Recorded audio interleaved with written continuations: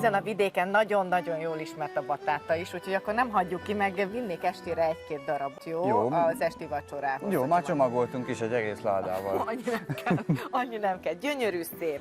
Tegyük be gyorsan sülni, jó? Jó, és aztán jó. elmondod a receptet. Először adok neked is egy villát. Igen. Megböködjük, és akkor betesszük a sütőbe gyorsan, jó? Tehát először meg kell böködni, amennyire bírjuk. Igen, elég kény. Hát igen.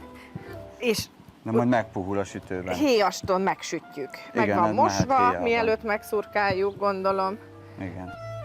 Ez a sárga bélű batáta, de termeltek más miatt is? Igen, van fehér is, és lila húsú is. Héjú. Hát a húsa lényegesen külön. Húsa is Aha, lila. hát belül, igen. Ne idegelj. De. Nem is láttam még olyat.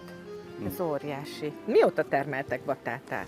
2012-ben kezdtük, és azóta folyamatosan. Óriási. És akkor ti készítitek a palántát is, mert látom, itt van egy nagy dobozat. Gyönyörű.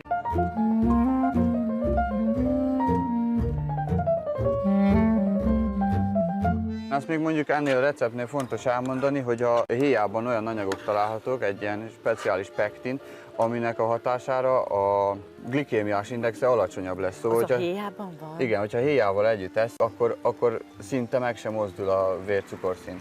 De jó, ezt nem is hallottam még. Tehát nem elég az, hogy kikaparjuk, hanem jól mossuk meg, és héjastól együtt. Ezeket így felvágjuk, Igen. ki kell kanalazni belőle a belsejét. De hagyjak valamennyit. Egy fél centi, 1 centi maradhat jó. a szélén.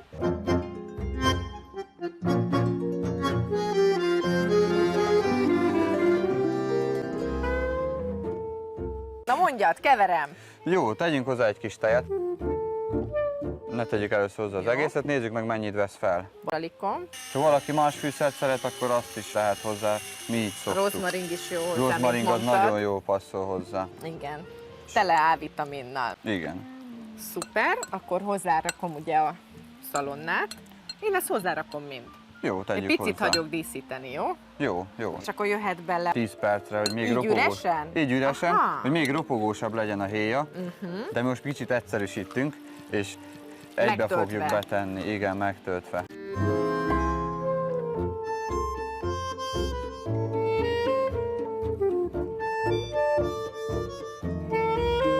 A külseje, és aztán meglocsoljuk egy kis új hagymával, összevágom addig, Jó, meg friss tejföllel.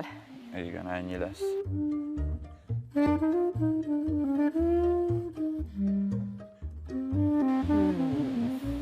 Oltári finom. Na, örülök, hogy ízlik. Ezt nagyon köszönöm.